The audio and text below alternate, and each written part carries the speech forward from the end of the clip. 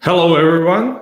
A couple of weeks ago, when we had Prime Day, we had 48-hour live stream, and as you probably already know, we had a lot of guests that are really well known in Amazon community, and we had a situation that we couldn't get Brian Johnson. I'm not really sure that if there is anyone like in Amazon world that doesn't know Brian Johnson, and we have a huge pleasure to have him today with us. So here's Brian. Give me just a second. Hi, Brian. How are Hey, how's you? it going? Good Nice see to you, see Lazar. you. So today we're having one interesting topic that we're going to cover because I'm pretty sure everybody's going to talk about Prime Day soon and all of that. But there is one topic that is really interesting that you mentioned recently, and it's basically about ad placements, and it's about using specific ad types to acquire market share. Yeah, this is something that we definitely love doing because it's a huge opportunity since Amazon rolled out the new set of ad types in the last 12 to 15 months. And so it's very underutilized by most brands, which means it's an opportunity for each of you who are actually going to learn what those are. Yeah, definitely. Like from our end in Sellers Alley, like we can see that Amazon is working really hard introducing a lot of new stuff. Like there are new ad types, and also they're uh, revising what they already did with some ad types like that are already there. Like a lot of changes in sponsored brand ads, and like Amazon was really busy when it comes to new ad types.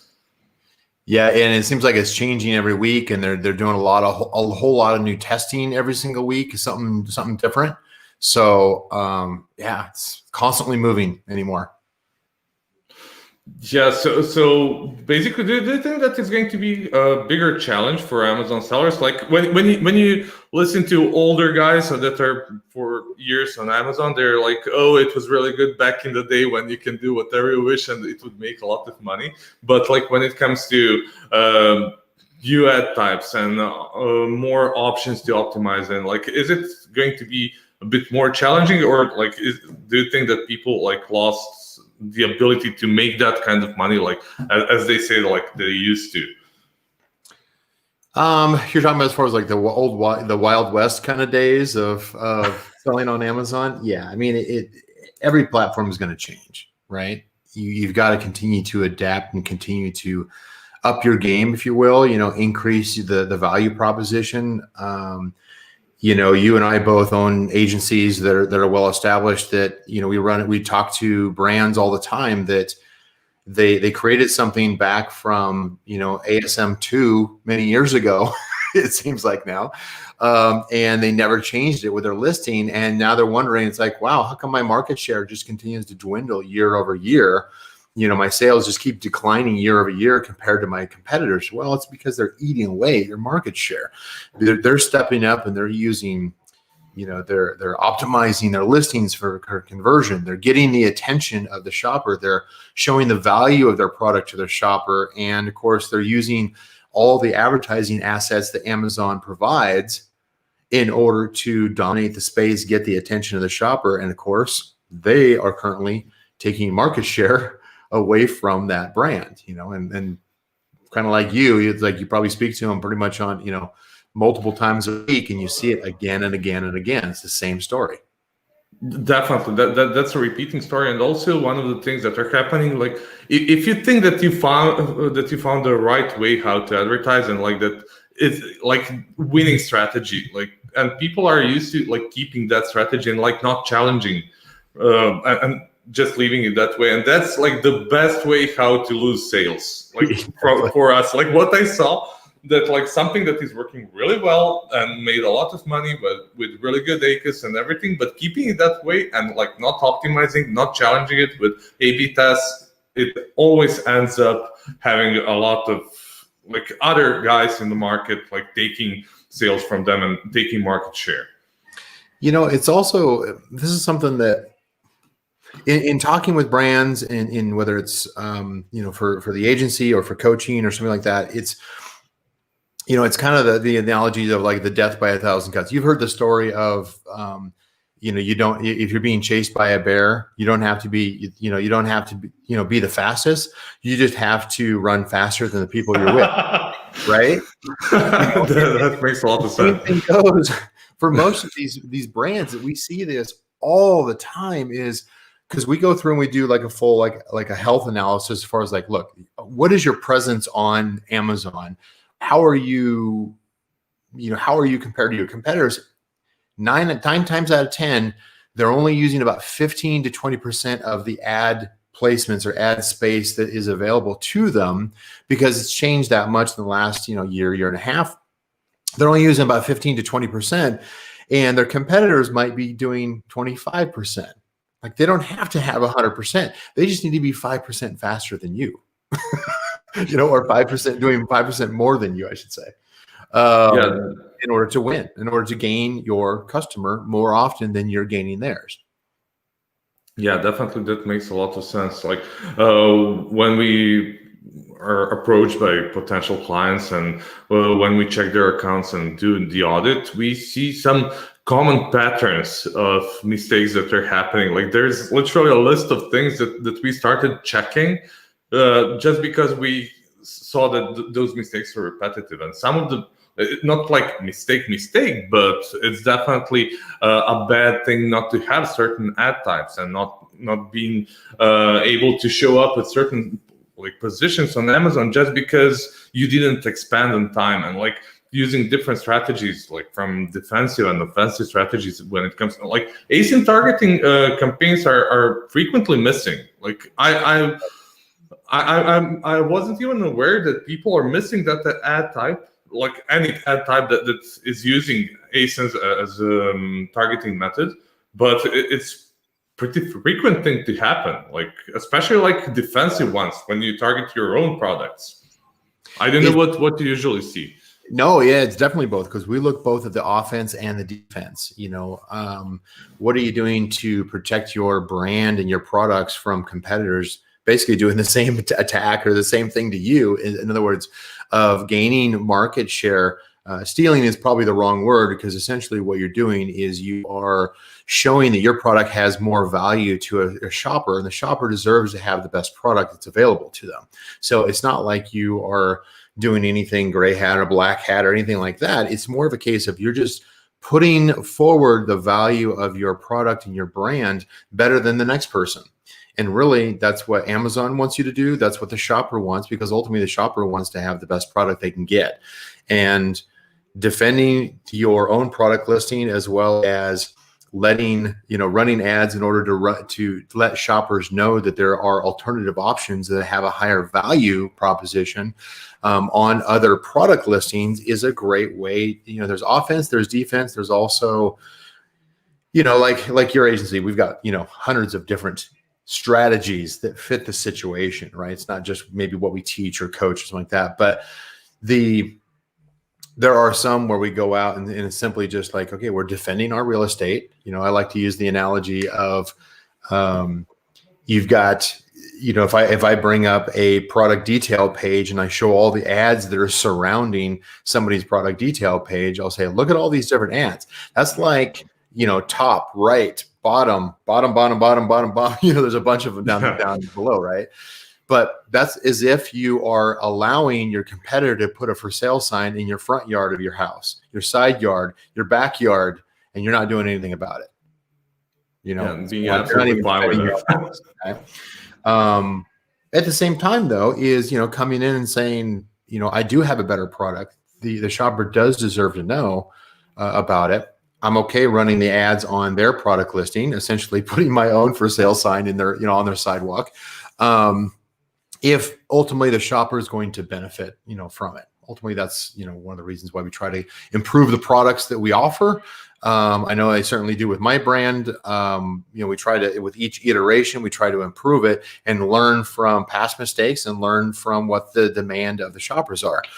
Ideally, though, is there's also where you can run, of course, you can run ads on products that you don't directly compete with.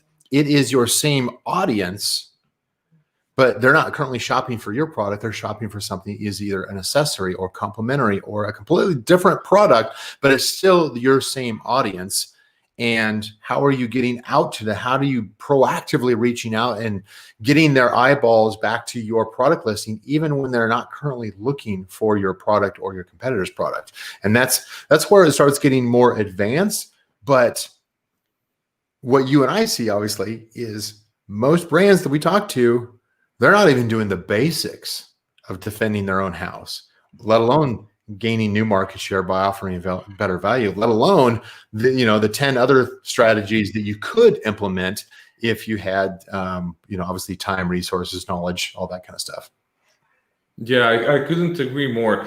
And like the way how we like to explain to our potential clients is basically moving it to, let's say, Best Buy, and imagining like that our potential customer is Best Buy, and the Best Buy's customer is basically their customer, and like having somebody working in retail and offering different stuff in the retail, because maybe Amazon is sometimes missing that like human touch when you have conversation between seller and the buyer. And like that conversation tells you a lot, like what kind of stuff you want to do, like upselling, cross-selling stuff, or like one of the things that are frequently missing, like in 99.9% of the time in all of the accounts that we're seeing, is other category targeting, like targeting something that is not inside of your category, but like something that is highly relevant to your category and refined further.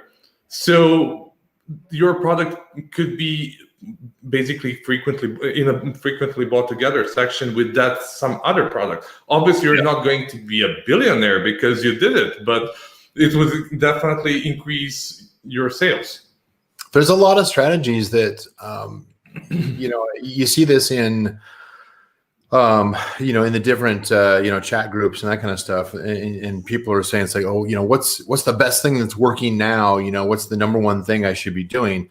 And it's not as easy as that. I mean, I could come in and say, well, right now during this time of year, there's two go-to ads that we typically go to that produce really high results. And those are the product targeting ads and the sponsored brand video ads. Those are doing phenomenally well right now. Most of your competitors are not doing it. Are you? Or are you not? Are you great gaining the edge, or are you just kind of letting it happen to you, which obviously we don't want for you. But I do completely agree is that you've got even strategies or tactics, strategies like that where it adds on, let's say it adds on 5% additional sales. We've got a ton of those. We stack those together, so that if we've got 10, 20 of those strategies that add on 5% additional sales, some people might dismiss like, oh, I don't want to do that because it's only going to add on 5% sales. Well, yeah, but if you stack them together, what's it doing? You got a 50 to 100% increase in your sales. It's like, it's more work, but don't let that stop you from making smart choices, because frankly, one of the things I usually say is, look, and I do this when I'm teaching differentiating a product or conversion rate optimization or advertising, is look at what your competitors are doing and do the opposite. Okay. It's huge. I mean, in other words, it's a huge opportunity for you to step in, because maybe if it's a lot of work for you to do something, that means your competitors aren't doing it either. Which means it's that much bigger reason why you should be putting in the extra effort in order to set these things up. A lot of times with the campaigns, the setup is what takes the longest. But then once you get it set up, then you're just on maintenance optimization and just continues to run and produce sales, and your competitors continue to not set these things up so that you continue to gain market share. So simply just taking the extra time to actually just, you know what, I'm going to sit down today. I'm going to put 6 hours into just building as many campaigns as I can get out the door that have, a variety of strategies, including product targeting ads and sponsored brand video ads. If that's the two that you have to go with, start with those, because that is where I know certainly for our clients, that's where we're getting the biggest increase in sales, is increasing the market share or the sales relative to a product niche that increasing that market share and that brand share is paying off huge. Yeah, and like what we hear from our clients is basically that they don't have the asset to create video ads. And the good thing, and that some of them don't know, Amazon is offering a free tool to create video ads. It's not the best one. It's probably like it's 1999 once again, but it's still something. And like you can take your phone and like record whatever, and it's still going to be better than not having anything. And like especially in your niche, if nobody else is doing advertising of that type, like video ads, you're gaining a huge advantage. And one of the things that is happening recently, video ads are introduced in Europe, and in Europe is like even cleaner, because like in US it's more competitive market and more people are focused on new stuff. But in Europe, like if you have video ads, you're probably the only one in your niche that is having a video ad. So that's insane advantage to have. Yeah, that's if there's no competition, then the cost per click is really cheap, and your ACoS. It's not uncommon for us to see in product niches that have very little competition as far as ad space is you can get single digit or even 10 to 15% ACoS, and just like, man, I'll take that all day long. There's some, like we said before, it's like there's some that, well, this only increased the sales by 5%, but it was all profit. It's like let it happen. But yeah, I definitely agree with that. I was kind of curious, Lazar. Do you want me to show that one slide as far as just kind of recap for people what the what some of these ad types that we're talking about, since we're definitely. If you are able to share that, please do so. I can put it on the screen. Yeah, let me go ahead and do that here. All right, let me know if you can see that screen. Okay, here it is. Give me just a second to remove this. So maybe like this is even bigger, so this could work. Okay. Just let me know if this is better than like having us on the screen. I'm not the like prettiest guy in the world. So. Well, so let's let me kind of, because I know that some people will probably listen into this just the audio only. So I'm going to kind of verbalize this a little bit here. So essentially what I'm showing here is an example of different ad types. These are primarily product targeting ads. And you can see that there's, basically 5 different ones. There's 5 different positions that are showing here. This product listing is for like a Monopoly board game. And what we can see is there's a top stripe. They actually call it top stripe that goes above in the place where we typically historically might see things like a sponsored brand ad, for instance, like a headline ad. This is a thinner ad that goes up above the product listing. The second one is going to be another product targeting ad that goes directly below the bullet points or the features of a product listing. The third one on the right-hand side in the add to cart column down below the add to cart section, there's another product targeting ad. And then the assets or the positions that I'm showing on the left-hand side can show up in search results or product detail pages. And those can be like a vertical skyscraper or like a horizontal, wide placement. Sometimes, and then those can be filled by different ad types and different creatives. So each one of these, you don't have control as far as I'm going to target specifically this particular position.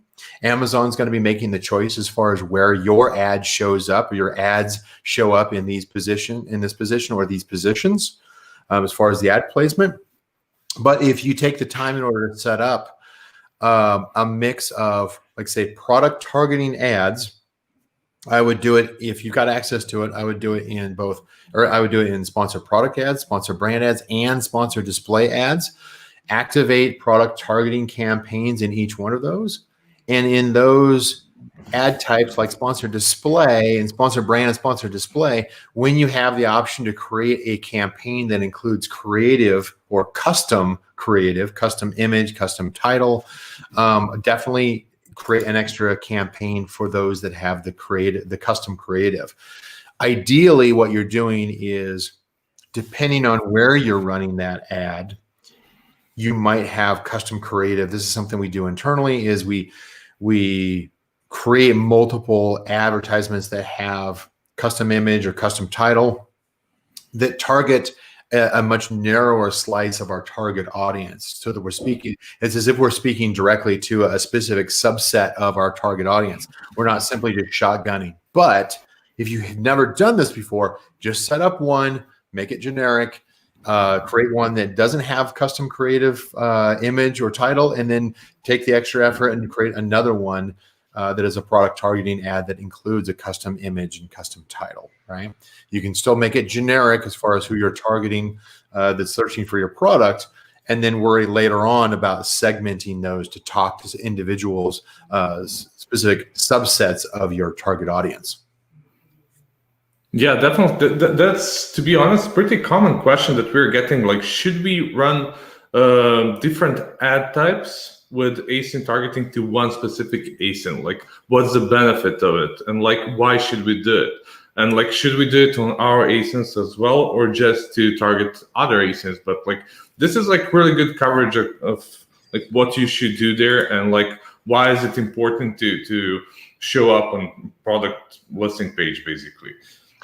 Yeah, this screen is actually part of a much larger training presentation that I do for a workshop that, and no, this is not a workshop for sale. It's just like what I've done for different groups and stuff that I'll present to, like private Facebook groups and that kind of stuff that I'll present to.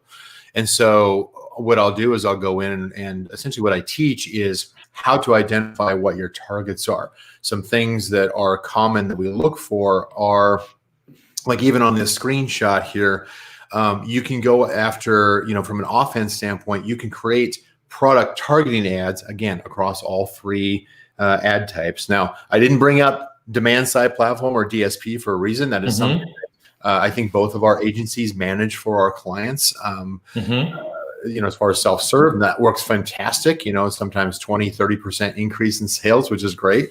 But that would be like the other ad platform. It's kind of like the fourth ad type, but primarily sponsored product, sponsored brand, sponsored display, product targeting ads is where I would recommend you focus your attention on today, right? As far as creating. As far as the targets, if you're targeting specific ASINs, there's kind of like what we were mentioning before. You've got the defense ads, you've got the offense ads. The defense ads are where you have multiple products and you're cross-marketing your own product.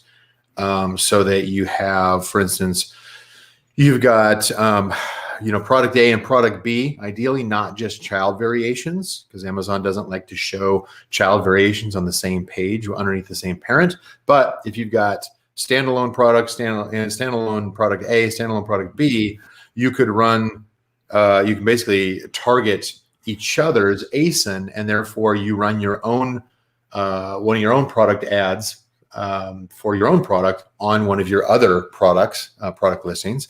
And so you're cross-marketing your products and keeping that shopper, instead of handing that ad real estate off to a competitor to potentially take your customer, you are defending your real estate, you're defending your ad space so that you're keeping your shopper who's already on your product detail page within your brand. They might be jumping between your products, but they're still within your brand, which is where where we lose quite a bit of customers. If they go to somebody else's brand, it's hard to get them back because they might be doing a better job of cross-marketing and keeping them within the brand. Yeah, that makes a lot of sense. And do you want to continue talking about product listing or? Yeah, well, as far as the product targeting, usually kind of the short version of this is I will take a look at if I'm doing an offensive product targeting, this is where I'm targeting ASINs that are of my direct competitors. So competitors who sell the same product I do in general. I will look at those who are I consider kind of segment those into, these are my weaker competitors, those that typically have a lower perceived value. They have a lower number of review ratings. They have a lower star rating, for instance, as far as the review rating. Maybe they've got a price point that is quite a bit higher or significantly lower. Keep in mind is that shoppers look at prices that are significantly lower and they'll devalue that product in their mind because it's like, well, that seems inexpensive, but it's probably too inexpensive. It's probably cheap. And so you can target either one and be a valid alternative or substitute for that target product listing, so that when you run your product targeting ad against, say, a weak competitor ASIN, and I generally start out with maybe like 20 or 30. I'll identify 20 or 30 weaker competitors in my product niche, and I'll run ads on them. And some of those will show ads and they'll work, and some others they will just never show ads because maybe they don't get enough traffic. Amazon just doesn't think it's a priority sometimes. The next level on that is going after kind of your head-to-head competitors, those who are comparable to yours, both in the ratings, the price, the value proposition. You can go after them. Now, you might not be as aggressive in your bidding as you would be for those weaker competitors, but just to keep the cost down, keep the ACoS low enough. But I definitely go after those. You can find those from simply just taking your top, how do I find the ASINs is kind of a common question. You could just take your top converting search term, search on Amazon. What are the products that come back in the first 10 pages, right? You can go through and start collecting those. There's tools out there that'll grab, all the ASINs of everybody who's in there. The Marketplace Intelligence and the Jungle Scout and the ASIN grabbers and, some of these kind of tools that are readily available that'll make it easier for you to start creating this list of 20 to 30 target ASINs that you can drop into these product targeting ads and just copy paste, drop them in there. You're targeting them. You're active, right? It's better to get something out there, even if it's, messy and you shortcut it and you only come up with 5. I'd rather have you do that and get the thing live so you can start testing it and start seeing the value than to try to get it perfect and take a week in order to implement anything. Don't do that. Yeah, definitely. I couldn't agree more. And one of the things that people are asking us in our agency is like, should they place all of the ASIN in one campaign? Like, should they have like 200 of them in one campaign, or like should they like narrow it down and like keep like 20 or 30 of them per campaign? Like we usually don't put all of them at once, but I would like to hear like what's your opinion, like how would you do it? Ultimately, I mean, the idea is fair in that Amazon does have a limited attention span. And so they're going to look at a campaign. This is kind of a common misconception as far as how it's done with keywords and product targets and that kind of stuff. Is like, oh, only limit, you only want to limit a campaign to only have 10 keywords. Otherwise, Amazon won't show it. But then if you create 10 campaigns, then Amazon's going to show all the keywords across all the campaigns. It doesn't work that way. Amazon very much focuses on relevance, right? Relevance is key here. And so,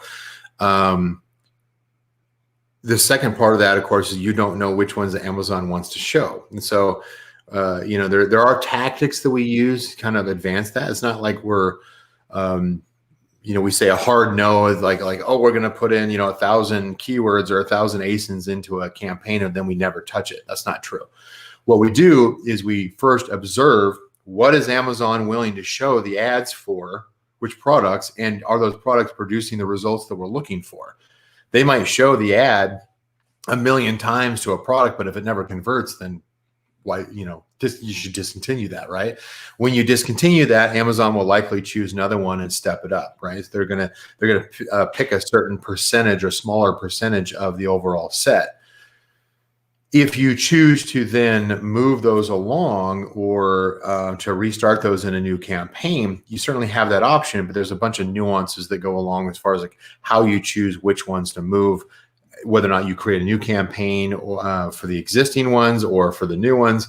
So how you segment that is probably a little bit more of an advanced topic, but simply just setting them up so that you have, like, say, 5 or 10 targets per campaign, and you're creating multiple campaigns. It's a lot more work for very much diminishing returns. I know there's certainly there's software that'll go out and create, 2,000-3,000 campaigns with one keyword in it by itself. And sure enough, like you do, we get those kind of clients all the time. They're like going, that was a train wreck. I need somebody who actually knows what they're doing. Right. So sometimes that can work awesome. But I like the fact that those kind of solutions, automated solutions, are out there because it means more business for you and me from an agency standpoint. That makes a lot of sense. To be honest, it's a huge headache. Like when we get to the account that has like 1,000 campaigns and each campaign has one keyword, that's a huge problem to optimize. Like we do a lot of bulk files from our end, and it helps, but still you need to have different, like, dedicated budget for each keyword separately, and you need to track how much money is going to spend. And like if you go in the opposite direction and say like, okay, let's place and pump the budget, like for each keyword, that can result in something that you probably didn't want, especially in Q4, and especially with like not knowing what's going on this year with like everything when it comes to advertising on Amazon, and that's definitely a huge headache. And we have one question. It's like, will this bleed money if our converting search term has competitors with higher reviews and rating than us? I didn't know. Well, ultimately, you're still going to optimize it just like you normally would any campaign. If that search term or keyword or target ASIN, if it doesn't meet the metrics that you would take action on that, and of course, I see that was from Viral Jane. He knows exactly what he's doing. So he's just testing you.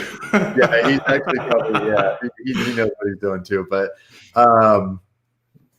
the point on that, of course, is that you're still going to optimize just like you would any other campaign. You're simply going to go in and say, look, I know what the conversion rates are of my products. I know how many clicks it takes where I should expect a conversion. If that doesn't happen within a reasonable amount of time, reasonable number of clicks, whatever the case is, then I'm going to reduce how much I'm spending on that target, or I'm going to eliminate it altogether. It's basic optimization that everybody should be doing across all their campaigns. And Lazar, like you said, it's like, we'll use bulk operations, we'll use software just to kind of help speed things up. We don't typically use the AI platforms for the reasons I mentioned before, is that it's still kind of a young industry created by people who don't actually know the strategy as well as they think they do. And Amazon continues to change the ad placements and the controls, and a lot of the software doesn't. Viral says test, measure, repeat. He said, all right, I got you. But it's not mature enough. It will get there. We certainly use AI primarily for competitive research and analysis and auditing. We don't necessarily use it to.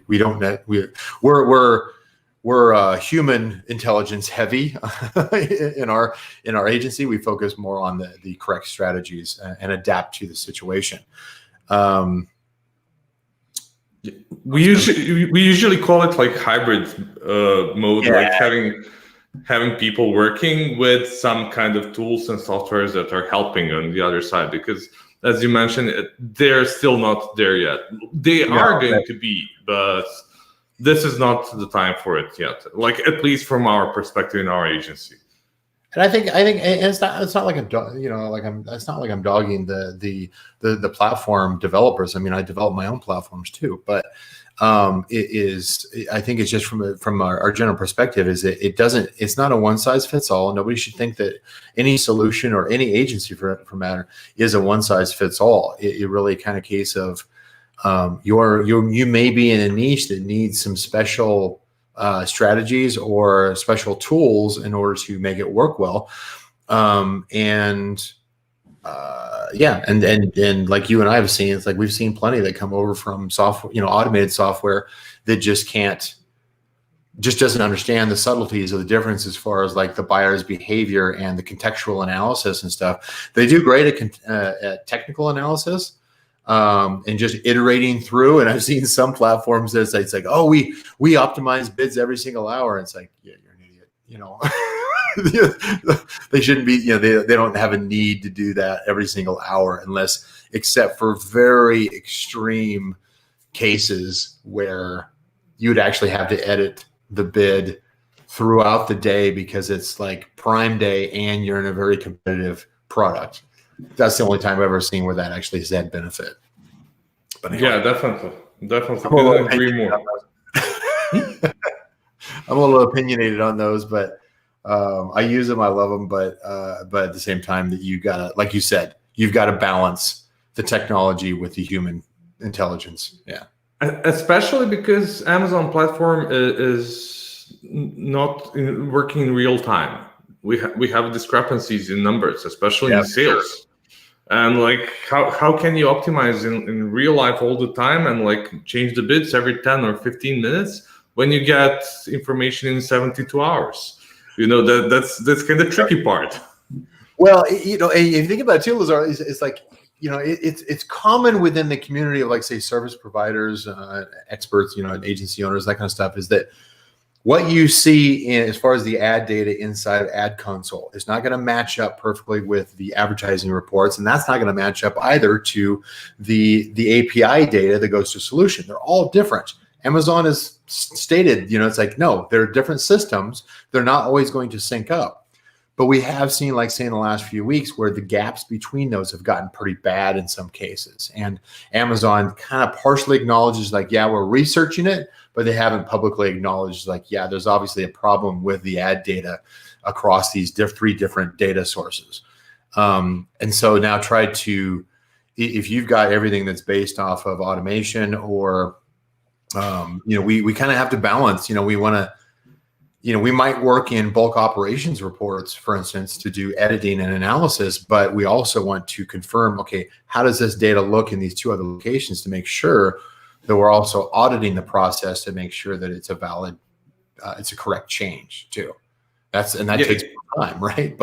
And I'm not trying to scare anybody to say it's like, oh man, I got to do all this extra work. Although, agency, do all this other work. But I'm saying is that these are very real problems that we deal with on a day-to-day basis.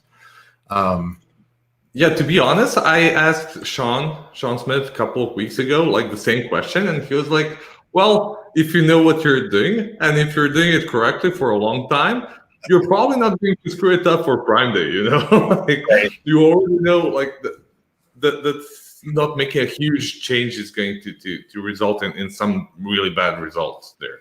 So here as well, I know it's super challenging to work on something that is not like 100% like precise, but it's definitely like if your previous results were okay, you're going to be okay eventually. Yeah, I think it's. I don't know if you're the same mindset. Is that one of the things that I have gotten good at and I have a lot of fun with, and that is kind of the turnaround, and that is taking something, a product or a brand that is failing, and really identifying, okay, where have you been screwing it up? How do we turn this around so that you instead of the decline, you're basically turning around and going back up again. And so we've gotten really good at that. That's something I love, the challenge of doing that. And there's plenty of people we talk to. It's like, I don't want to even look at the spreadsheet. Like, don't even talk to me about that. It's like, that's too much. I've got to worry about whether or not Amazon's going to check in my 15 pallets of product, or if they're going to dump it at some point because it's just sitting there in the warehouse. They've got bigger problems to worry about. So, but I'd say kind of the overarching message that we're trying to get across today here is you can defend your market share. You can gain market share from competitors simply by just doing a little bit more than what your competitors are doing. And our recommendations here are implement product targeting ads across sponsored products, sponsored brand, and sponsored display. If you've got those two, if you're brand registered also. And then secondarily, I would also go after sponsored brand video ads. Don't make a big production about it. You should not be hiring some agency to spend 15 grand in order to create a professional commercial for you. Use Animoto to get something up there with a slideshow and text that shows your lifestyle images and your product, and making sure that you're showing, whether it is your product listing, your ad, your custom ad creative, your videos, that you're showing what's in it for the shopper, what's in it for me to buy your product. I don't care about the specification. I don't care about your product. I don't care about your brand. I don't care about the features. What I want to know is, what is your product going to do for me? If you can't clearly state that in your product listings, in your ads, in your videos, then you're not going to compete in the next year on Amazon. It's going to get cutthroat that way. You've got to target, you've got to talk to your audience. Yeah, definitely. I think we should wrap up with that information. And like, if you have some extra tip to share, and like you mentioned that you have workshop for people that are working with you, like how people can reach out to you and like find you and like get to those kind of workshops that you're having. Oh, sure. So I actually do I do a workshop every 2 weeks. This season, it seems like I'm doing them on a weekly basis. So I'll do private workshops, where I'll basically just kind of be a guest, kind of like, you invited me here. I'll get invited to a private Facebook group or a training group or something like that, just to talk on a specific topic. And I'm sure you get the same kind of invites too, Lazar. And yes, I do want to have you on my show as well. Thank you. But ultimately, the one I'm doing, the workshop I'm doing tomorrow, we promote it generally through my Facebook group, which is the Amazon PPC troubleshooting group.